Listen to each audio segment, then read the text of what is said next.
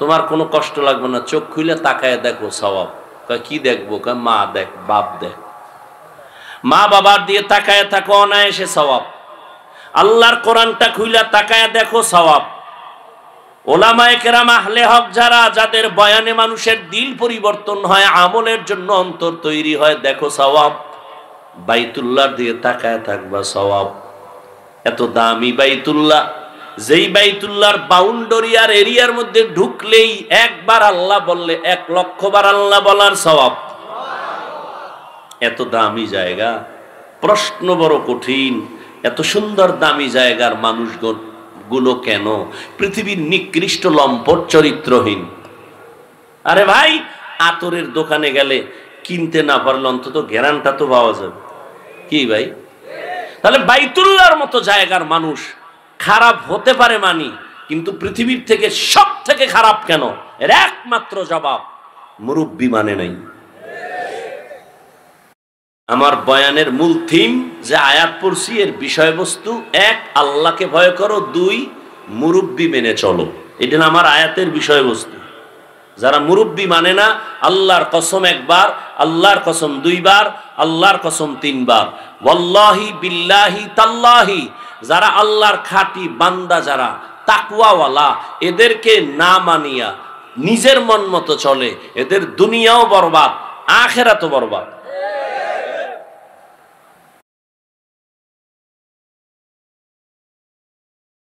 ভাইরা আমার, ঈসা নবী চলে গেছেন, আমগো নবীর আগে আর কোন নবী? বুঝেন না কথা? ঈসা নবী চলে গেলেন, এরপরে কোন নবী আসছেন? আমাদের নবী। মাঝখানে আর কোন নবী? কিন্তু নবী পরের দিনই আসছেন, 500 বছরের উপরে চলে গেছে। তাহলে এই টাইম উম্মত মুরব্বি হারা। কি হারা? এই মুরব্বি হারা হইয়া মন মতো চলা শুরু করছে। বাইতুল্লাহর মতো ঘরের ভিতরে 360 মূর্তি টানায়া দিছে ভিতরে। কয়টা? 360টা মূর্তি টানায়া দিছে বাইতুল্লাহর ভেতরে।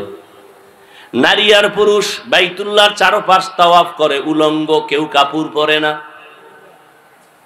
নারীদের অবহেলিত রাখে, কন্যা সন্তান পছন্দ করে না। কন্যা সমাজের বোঝা, বিধবা নারী সমাজের বোঝা। রহমতের নবী আইসা যখন মুরব্বি চলে আসলেন, ব্যালেন্স ঠিক হয়ে যাইতেছে। এখন মক্কার মানুষগুলো মুরব্বি যে মানে সেই লাইনে আসে। এখন মুখের মধ্যে পাথরের টুকরা দিয়ে কথা বলে না প্রয়োজন ছাড়া। যখনই মুরব্বিকে মাইনা চলা শুরু হয়ে গেল, এখন আর গালি শুনে গালি দেয় না, গালির জবাবও দেয় না। আজান হয়ে গেল, নামাজে দাঁড়ায়, বুড়া মানুষ দেখলে সহযোগিতা করে, ভাইয়ের হক নষ্ট করে না, সন্তানের হক নষ্ট করে না।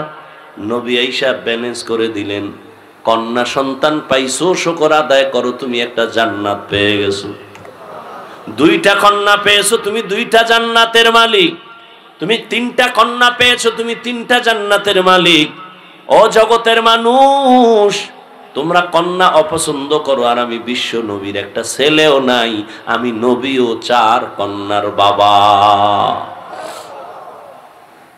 আমি নবীও 4 কন্যার বাবা। রহমতের নবী মুরব্বি হয়ে আসলেন। আসার পরে গোটা জগৎবাসীর জন্য একটা প্রেসক্রিপশন বানায় দিলেন 23 বছর লাগায়া। এই প্রেসক্রিপশনটা কিয়ামত পর্যন্ত যারা ফলো করবে তারাই সফল। ঠিক 1500 বছর হয়ে গেল নবী নাই, কিন্তু 2500-এর মাঠের ভেতরে নবীর আদর্শ আছে। আছে না নাই? যে কারণে দুনিয়ার কোন কোটিপতি এতগুলো মানুষ এই গরমে এখানে টাকার লোভ দেখায়ও বসায় রাখতে পারতো না। কত ক্লিয়ার চেয়ারের বাইরে বাইরে, আবার এই বিছনা দিত, কত ভিআইপি বসার জায়গা, আসা যাওয়ার গাড়ি ফিরি, কিন্তু এখানে এরপরও নিয়ন্ত্রণের জন্য আবার প্রশাসন লাগতো। ঠিক নেই? কিন্তু 1500 বছর পরে তাকায় দেখো, এটা কোন পাওয়ার, যেই পাওয়ারে মানুষগুলো থার্ড ক্লাসের বালুর মধ্যে বসে আছে, ক্ষুধার তৃষ্ণা আছে ঠিক, কিন্তু খানার কোনো পেরেশানি নাই, টাকার লোভ নাই, গাড়ি বাড়ির ভাড়াও দেওয়া হয় নাই, চুপচাপ বসে আছে, কোনো ক্লাস নাই, কে বড় কে ছোট, কে শিক্ষিত কে অশিক্ষিত, সব একাকার, নিয়ন্ত্রণের জন্য কোনো পুলিশ। আরে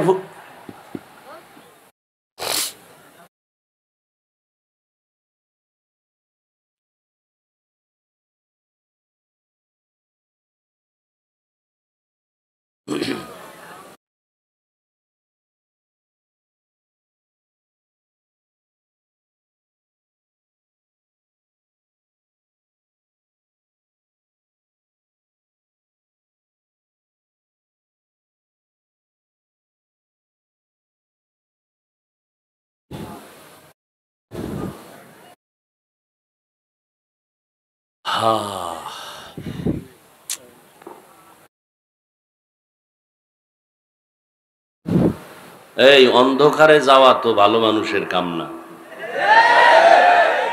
আন্দোলন করলাম, আবার এই নতুন কাহিনী শুরু করছেন।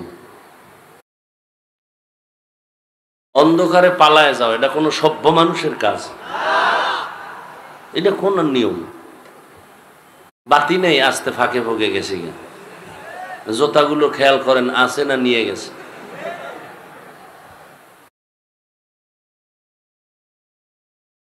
এতগুলো মানুষ এখানে বসে আছেন, ক্ষুধা আছে, খানার পেরেশানি নেই, নিয়ন্ত্রণের জন্য কোনো পুলিশ আছে? এটা কেমনে সম্ভব? একমাত্র জবাব রাহমাতুল লিল আলামিনের আদর্শ মানার কারণেই সম্ভব। আপনাদের কষ্ট হইতেছে? আমি মোটামুটি গুছাই নিয়ে আসছি। যেই গরম, আর কি করবেন, গিয়ে ঘুমাবেন, শুধু শুধু মোবাইলে সময় নষ্ট করবেন। আর এখানে যতক্ষণ বসে আছেন অনবরত সওয়াব লেখা হচ্ছে। মা বাবার জন্য একটু দোয়া করেন, দেশের জন্য দোয়া করেন, এই বরকতি মজলিসে বসে। একা একা তো করবেনই না। রহমতের নবী আসলেন, উম্মতেরা মুরব্বি পেয়ে গেল। মুরব্বির কথা মেনে যখন চলে, তখন আল্লাহ তাদের উপর এমন নিয়ামত দান করেছেন। জিব্রাইল আমিনের লিস্টি দিয়া কয়, যাও লিস্টির মধ্যে আমি নাম লিখে দিলাম, নবীরে ঘোষণা দিতে বলো, এই লিস্টিতে যাদের নাম আছে তারা বিনা হিসাবে জান্নাতি। বেহেশত আজা কে আজারে নবাশত, কাসে রাবা কাসে কারে নবাশত। ও পর্দার আড়ালের আম্মা জানেরা আসেনি? এরে আম্মা জান, এতক্ষণ আপনাদের সন্তানদের যে বয়ান শুনাইলাম, একটা ভালো ডাক্তার বানায় যান, সন্তানটাকে ইঞ্জিনিয়ার বানাবেন, সন্তানকে প্রফেসর বানাবেন, সন্তানটাকে একজন ডাক্তার বানাবেন। আদব বলা বানায় যাইন, বেয়াদব বানাবেন না। আপনার দুনিয়াও বরবাদ হয়ে যাবে, আখিরাতও বরবাদ হবে। তবে সন্তান ভালো হোক বা খারাপ হবে, মায়ের অবদানের কারণেই হবে। এ দুনিয়াতে আপনাদের জন্য মর্যাদা বেশি। রহমতের নবী আসিয়া নারীদের মর্যাদা বাড়ায় দিলেন। এত পরিমাণ বাড়াইছেন, কিয়ামতের আগের দিন পর্যন্ত আর কোনো পণ্ডিতের বাড়াবার কোনো সুযোগ নাই। কিন্তু এই দুনিয়ায় ধান্দাবাজেরা কয় ইসলাম নারীর সম্মান অধিকার দেয় নাই। আমি সারা দেশে চিৎকার দিয়া বলি, এরা লম্পট চরিত্রহীন, এরা নারীর দুশ্মন। পৃথিবীর কোন ধর্মে, কোন সংবিধানে নারীর সম্মান বাড়াতে পারে নাই। হিন্দুদের কিতাব খুলো, নারীদের উপরে অবিচার। বৌদ্ধদের কিতাব খুলো, নারীদের উপরে অবিচার। খ্রিস্টানদের কিতাব খুলো, নারীদের উপরে অবিচার। ইহুদিদের কিতাব খুলো, নারীদের উপরে অবিচার। একমাত্র নারীর মর্যাদা অক্ষুণ্ণ রেখেছে যেই ধর্ম, তার নাম হলো ইসলাম। এই ইসলাম ধর্মে মায়ের মর্যাদা, নারীর মর্যাদা। এরে আম্মা জান, আপনারা নবীদের মায়ের মতো মা, আপনাদের এত মান এত মর্যাদা, আমি ওই বিষয় বয়ান করলে আরো সময় চলে যাবে। মায়ের নামে আল্লাহ কোরআনে হাকিমের মধ্যে আলাদা সূরা নাজিল করেছেন নারীদের নামে।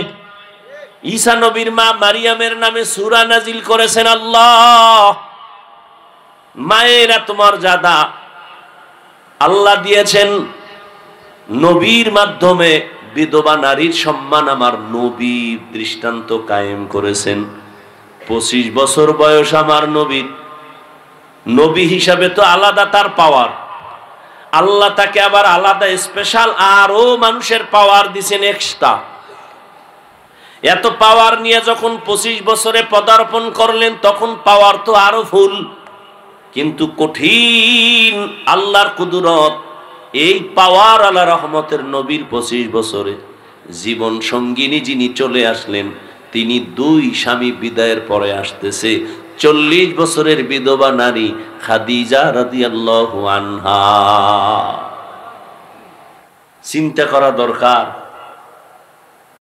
যে নবীর বয়স 25, বিবাহ করেন নাই, নবী হিসাবে তার পাওয়ার। সেই সময় ভালো একটা কুমারী নারী বিবাহ করবেন কথার কথা, কিন্তু আসলেন একটা বৃদ্ধা নারী 40 বছর বয়স, আবার 2 স্বামী চলে গেছে। তৃতীয় স্বামী আমার রাসূল, 2 সন্তানের জননী খাদিজা রাদিয়াল্লাহু আনহা। দেখেন আল্লাহ কেমন ভালোবাসা সৃষ্টি করলেন। নবী আরো বিবাহ করেছেন, কিন্তু খাদিজার মায়া মৃত্যু পর্যন্ত রাসূল ভুলতে পারেননি। আম্মা জান আয়েশা বলেন, আমি 6 বছর বয়স যখন আমার হয়, ও মা বোনেরা মাইকের আওয়াজটা ভালো করে শুনেন রে আম্মা জান আয়েশার বয়স যখন 6 হয়, নবীর সাথে তখন বিবাহের বন্ধন হয়। আম্মা জান আয়েশা রাদিয়াল্লাহু আনহার বয়স যখন 9, তখন নবীজির ঘরে আসছেন। এই হলো কুমারী নারী, একমাত্র নারী। 6 বছরে বিবাহ বন্ধন, 9 বছরে নবীজির ঘরে আসছেন। আম্মা জানের 18 বছর যখন বয়স হলো তখন নবী দুনিয়ার থেকে চলে গেলেন। জীবনে একটা কুমারী নারী পাইলেন, তাও রাসূলের শেষ জীবনে। এই বেঈমানের বাচ্চাগুলোকে কি পরিমাণ জুতার বাড়ি দেওয়া দরকার, এই নাস্তিকের বাচ্চারা যারা রাসূলের বিবাহ নিয়ে বাজে কথা বলে।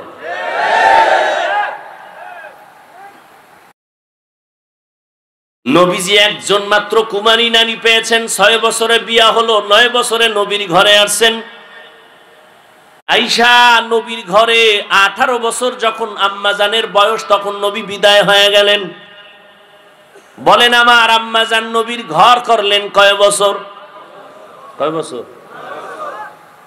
আমাদের বোনদের তো 18 বছরে বিয়াই হয় না, কি আবার আইন করে 18-র আগে বিয়া নয়, 24-এর আগে না।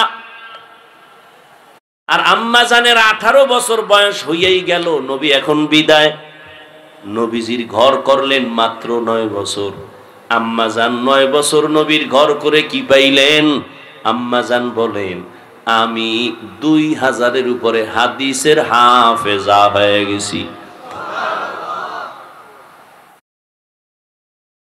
দুনিয়াতে শ্রেষ্ঠ তাফসীরকারী, কোরআনের তাফসীর করনেওয়ালা একমাত্র আম্মা জান আয়েশা। নারীদের এত মর্যাদা, কিয়ামতের দিন আল্লাহ যদি বলেন আমি ওই ব্যক্তিটাকে দেখতে চাই, পুরস্কার দিব কোটি মানুষের সামনে। ওই ব্যক্তিকে বলে, যেই ব্যক্তি প্রথম আমার বন্ধু মুহাম্মদের হাতে কালেমা পড়ছে, প্রথম আমি আজকে কিয়ামতের মাঠে তাকে পুরস্কার দিব। পৃথিবীর কোটি কোটি পুরুষ একটাও দাঁড়াবার সাহস পাবে না, একজন নারী দাঁড়ায় বলবে মুহাম্মদের হাতের প্রথম কালেমাওয়ালা আমি এক নারী। নাম কি? খাদিজা রাদিয়াল্লাহু আনহা। আম্মা জান আয়েশা বলেন, আমি মাঝে মাঝে তাকায় দেখতাম রহমতের নবী আমার হুজরায় বসে গুনগুন করে কাঁদেন। আমি প্রশ্ন করেছিলাম, নবীজি কেন কাঁদেন? নবী, আমার কোনো বেয়াদবি হয়েছে নাকি? বলে না, বেয়াদবি হয় নাই। কেন কাঁদেন? বলে, ও আয়েশা, তুমি বুঝবা না। বলে, একটু বলেন। নবী বলেন, আয়েশা, আমার জীবনের একজন বিবি ছিল খাদিজা, তিনি আমার দুঃখের সময়ের বিবি, তুমি আমার সুখের সময়ের বিবি। ওই খাদিজার কথা যখন মনে পড়ে, চোখের পানি ধরে রাখতে পারি না। ও আল্লাহর বান্দারা, নবীজি খাদিজাকে ভুলতে পারেন না, কারণ রহমতের নবী দুনিয়াতে এসে বাবা বলে ডাকতে পারেন নাই। 6 বছরে মা হারা অসহায় নবী আমার। নবী কোথাও থেকে দাওয়াত দিয়া ঘরে আসতেন, আসসালামু আলাইকুম ইয়া আহলাল বাইত বলতেন, গভীর রাতে দরজা খুলে যেত। নবী বলতেন, আপনি কি ঘুমান না? আম্মা জান খাদিজা বলেন, আমি ঘুমাই না, কারণ আমি জানি আপনার বাবা নাই, আপনার মা নাই। আমি তো 2 স্বামী ছেড়ে চলে আসছি, 2 সন্তানের জননী আমি।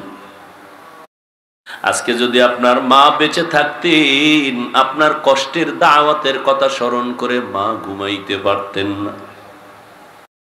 আপনি বাহিরে দাওয়াত দিয়ে আসেন, চতুর্পার্শ্বে দুশ্মন, আমি ঘরের কিনারায় দাঁড়ায় থাকি, ডাক দেওয়া মাত্র যেন দরজা খুলতে পারি, রহমতের নবী যেন কোনো কষ্ট না পায়। নবীজি নবুয়ত লাভের আগে হেরা পাহাড় বেয়ে বেয়ে, পাথরের পথ, উঁচু পাহাড়, ওখানে গিয়ে ধ্যানে কাটাইতেন সপ্তাহে সপ্তাহ।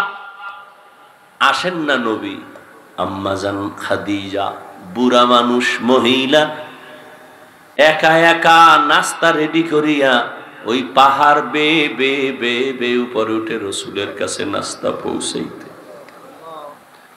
ও 2500-এর মুরব্বীরা, ও জ্ঞানীদেরকে বলবো, যারা বড় বউয়ের অবেদান ভুলে গিয়া দ্বিতীয় বিয়া করার জন্য পাগল, বড় বউয়ের অবদান অস্বীকার করতে পারবা না রে স্বামী। তোমার জীবনের কষ্টের ভাগ নিছে তোমার বড় প্রথম স্ত্রী। কি তোমার জীবনের কষ্টের ভাগ, সংসারের মধ্যে কত তুফান আসছে, এগুলো মোকাবেলা করছে তোমার প্রথম স্ত্রী। এইবার পরের স্ত্রী আসছে তোমারটা নেওয়ার জন্য, কিছু দেওয়ার জন্য না। ঠিক নি? রহমতের নবী খাদিজা রাদিয়াল্লাহু আনহার কথা মনে করে কাঁদতেন। আর তিনি যতদিন বেঁচে ছিলেন, নবী দ্বিতীয় বিবাহ করেন নাই। এক আল্লাহর বান্দা দ্বিতীয় বিয়া কইরা কত গর্ব করে। আমি বললাম, কেমন আছেন? কয়, অনেক ভালো আছি। আমি যখন 2টা কথা বলছি না, কয়, এখন করমু কি? তুমি সাগরে জাপ দাও। এই বড় স্ত্রী, তার অন্তরে চাপা কত কষ্ট, স্বামীর ঘরে এসে কত তুফান আর কত ঝড় ঝাপটা বরদাস্ত করে সংসার আমি সুন্দর করে সাজাইলাম। সাজানো সংসারে আইসা আর একজনে ফুল ফুটাবে, এটা প্রথম স্ত্রী মেনে নিতে পারে না। এরপর আসো সন্তান, ওই ঘরেও সন্তান, দ্বিতীয় ঘরেও সন্তান। যতই বাহাদুরি করো, সন্তানের মনে কিন্তু একটা চাপা কষ্ট থেকে যায়, বলতে পারে না। কয়েক মাস আগে রাজশাহী একটা মেয়ে লাইভে আসিয়া আত্মহুতি দিয়েছে, ফাঁস দিয়েছে, আর বলেছে, বাবা তোমার কারণে মরে গেলাম, তুমি আর একটা বিয়া করছো। আমি স্বামীর ঘরে আসার পর আমার স্বামী বারবার আমাকে আক্রমণ করেছে কথা দিয়া, তোর বাবার চরিত্র খারাপ, না হয় দ্বিতীয় বিয়া কেন করলো, এই দুঃখে আমি ফাঁসি দিতেছি বাবা। লাইভে এসে মেয়েটা বলে মরে গেল। কোথায়? খবর নাই হুজুর গো, খবর নাই। দ্বিতীয় বিবাহ করনেওয়ালাদের পাগল হয়ে গেছে। তুমি বাবা মরে যাইবা, কিন্তু সন্তান আজীবনের জন্য বুক উঁচু করে কথা বলতে পারবে না, যেখানে যাবে একটা দুর্বলতা ভেতরে কাজ করবে। বাবা আমার তো 1 মা না 2 মা, এইভাবে মনের ভেতর একটা চাপা কষ্ট থাকে, মানুষও বাজে কথা বলে। এরপরে আসেন ইনসাফ। কি ইনসাফ? একজনে 3 বিয়া করছে, কয় আপনি সবার ইনসাফ ঠিক রাখেননি। বলে হ্যাঁ কেমনে? কয় ছোট বউয়ের ঘরে রাত কাটাই আর 2 বউয়ের সাথে মোবাইলে কমপ্লিট করি, মোবাইলে কথা কই। ইনসাফ। অথচ আল্লাহ পাক বিবাহের আয়াতের ভেতরে বলছেন ফানকিহু মা তাবা লাকুম মিনান নিসা মাসনা ওয়া সুলাসা ওয়া রুবা ইন খিফতুম আন লা তা'দিলু ফাওয়াহিদা। এটা একটা রেড সিগন্যাল লাগায় দিছে। তোমার যদি প্রয়োজন হয়, তোমার যদি সামর্থ্য থাকে, 2, 3, 4 বিয়া করো। যদি ভয় তোমার অন্তরে থাকে, ইনসাফ বজায় রাখতে পারবা না, একটা নিয়ে জীবন কাটাও। এক স্ত্রীর হক আদায় করতে পারলা কিনা, সন্তানের হক আদায় করতে পারলা কিনা, আল্লাহ আমাদের বুঝার তৌফিক দান করেন। আম্মা জান আয়েশা বলেন, খাদিজার কথা মনে পড়ে রাসূল কান্না করেন। এত অবদান ওই খাদিজার। আরবের ধনাঢ্য নারী, আরবের মধ্যে খাদিজার মতো ধনী কেউ ছিল না। সব সম্পদ খাদিজা রাদিয়াল্লাহু আনহা রাসূলকে হাদিয়া দান করেছেন। আরো শুনেন, নবীজি যদি দোয়া করতেন উহুদ পাহাড় স্বর্ণ হয়ে যাও, হইতো না? কিন্তু নবীর বন্ধু, আপন মানুষ, বংশের লোকেরা নবীজিকে গৃহবন্দী করে শিয়াবে আবু তালিবের মধ্যে আটকায়া দিছেন। 3 বছর পানি দেয় না, খানা দেয় না, কিচ্ছু দেয় না। নবীজি গাছের পাতা ছিঁড়ে ছিঁড়ে চাবাইয়া খায়া পেটের ক্ষুধা নিবারণ করছেন। ওই সময় আম্মা জান খাদিজা আরবের বড় ধনী নারী, কিন্তু নবীজির মোহাব্বত লাভের আশায় তিনিও নবীর কাছে গৃহবন্দির এরিয়ায় শিয়াবে আবু তালিবে যাইয়া নবীর সাথে দিন রাত্র কাটায়, আর তিনিও গাছের পাতা খায়। এই প্রথম স্ত্রী। আল্লাহ যদি নিয়ে যায় সেটা ভিন্ন কথা, নিয়ে গেছে আপনি আর একটা করছেন। প্রথম স্ত্রীর অবদান অস্বীকার করতে পারবে এমন একটা পুরুষ আমাকে দেখান তো।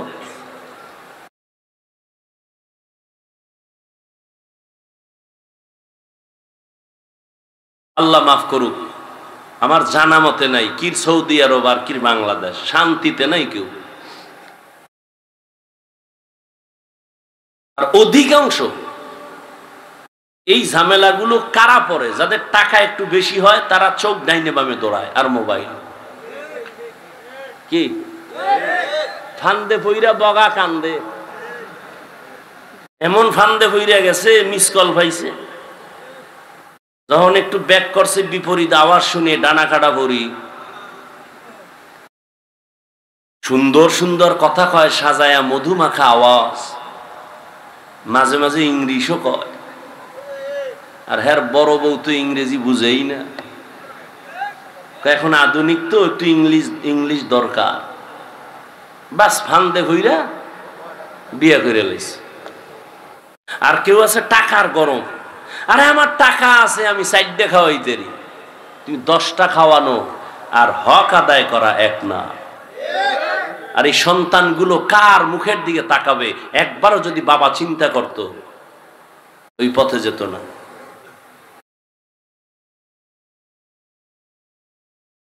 কোনো যুক্তি টুক্তি নাই। বিধবা নারী বিয়ে করবে, নাইলে এগো উপায় কি? তো বিধবা নারী কেউ আছে পাও ভাঙ্গা, কেউ আছে সহে দেয় না। এই একটা করো না দেখি তো। বিধবার প্রতি এত তোমার কদ্দুর মায়া, তুমি তো খুঁজা মুজা দেখবা সুন্দরী, রূপসী, ডানা কাটা ভরি, চোখ নাই একটা, বাত, পাও ভাঙ্গা, হবে না। আল্লাহ আমাকে মাফ করেন, আমিন বলবেন। আল্লাহ আপনাদেরও মাফ করেন। আল্লাহ মা বোনদের ইজ্জতকে আরো বাড়ায় দেন। আল্লাহ পুরুষদেরকেও সঠিক সিদ্ধান্তে আল্লাহর মোহাব্বত নিয়ে চলার তৌফিক দান করে। আমার এতক্ষণ এই বিষয়ে আলোচনার দ্বারা আপনারা কি বুঝলেন? আমি একাধিক বিবাহের বিরুদ্ধে কথা বলছি। এই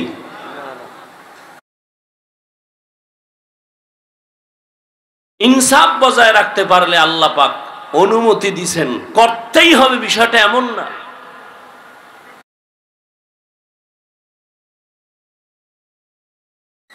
আল্লাহ আমাদের বুঝার তৌফিক দান করে। রহমতের নবী বিধবা নারী খাদিজা রাদিয়াল্লাহু আনহাকে বিবাহ করে সম্মান বাড়ায় দিয়েছেন। ও পর্দার আড়ালের আম্মা জানেরা, আপনারা নবীদের মায়ের মতো মা খাদিজা রাদিয়াল্লাহু তাআলা আনহার মতো দামি নারী, আপনারা আয়েশা রাদিয়াল্লাহু তাআলা আনহার মতো দামি নারী, ফাতেমা রাদিয়াল্লাহু তাআলা আনহার মতো দামি নারী। এরে আম্মা জান, আবার কিছু কিছু আম্মা জানেরও কিছু দুর্বলতা আছে। স্বামী একদিক রাস্তা দিয়ে দৌড়ায়, আম্মা জান আর এক রাস্তায় দৌড়ায়। স্বামীর অঢেল সম্পদ ডান বাম করে চলাফেরা করে, টাকা পয়সা উল্টা পাল্টা ব্যয় করে।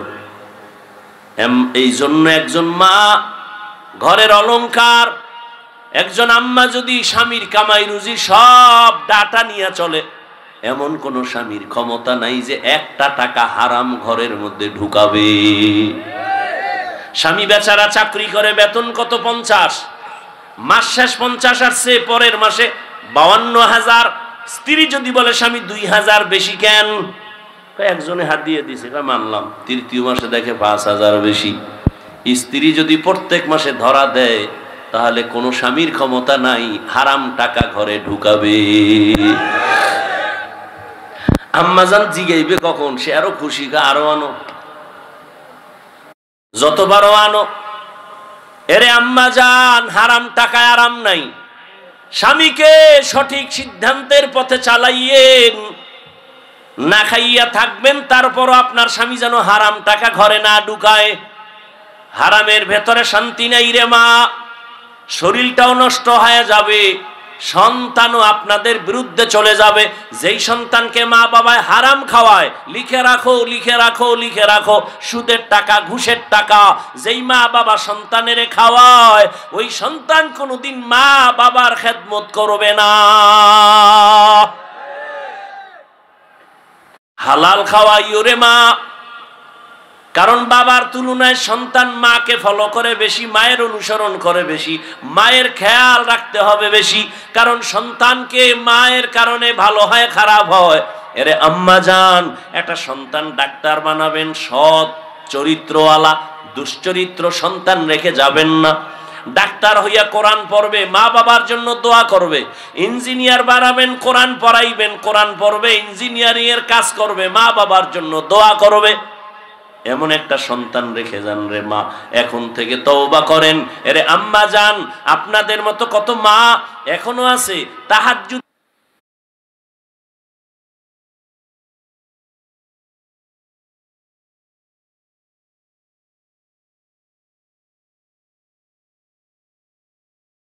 করে না, গুনাহ করে না। আপনারা কেন পারবেন না? ও যুবক বাবাজিরা, এখনো কি তওবা করবা না? কয়দিন এই যৌবনের বাহাদুরি করবা? তওবা করে নাও। ও বৃদ্ধ বাবাজিরা, আপনার মতো কত বুড়া মানুষ মসজিদে গিয়া 5 বেলার নামাজ পড়ে, আপনি কেন পারবেন না? মনটারে বুঝাইয়া তওবা করে নেন।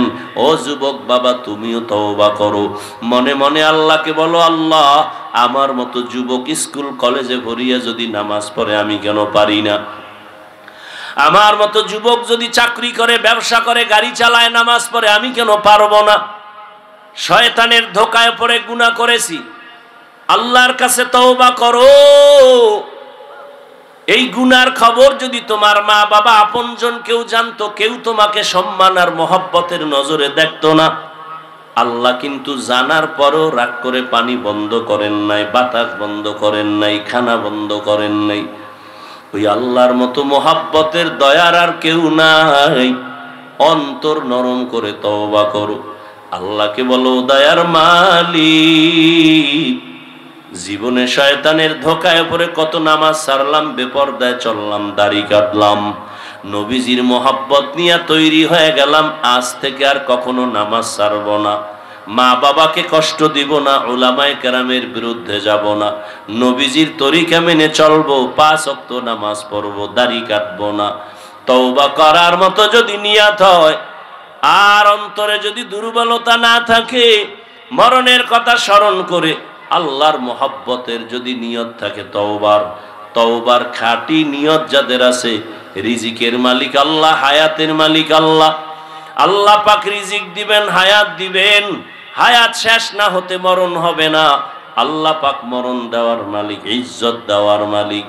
ওই আল্লাহর মোহাব্বত নিয়া ও বান্দা তুমি তওবার নিয়ত যদি করতে পারো, মরিয়া গেলে যাব, আর নামাজ ছাড়বো না, দাড়ি কাটবো না, বেপরদায় চলবো না, মা বাবার সাথে বেয়াদবি করবো না, উলামায়ে কেরামের পরামর্শ নিয়ে নবীজির তরিকা মেনে 5 বেলার নামাজ পড়বো।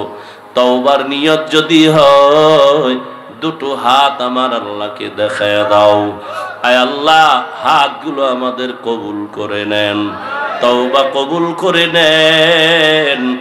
আয় আল্লাহ, আমাদের তওবার উপরে মজবুত হয়ে চলার তৌফিক দান করেন, আমিন। আলহামদুলিল্লাহি রাব্বিল আলামিন, والصلاة والسلام على سيد الأنبياء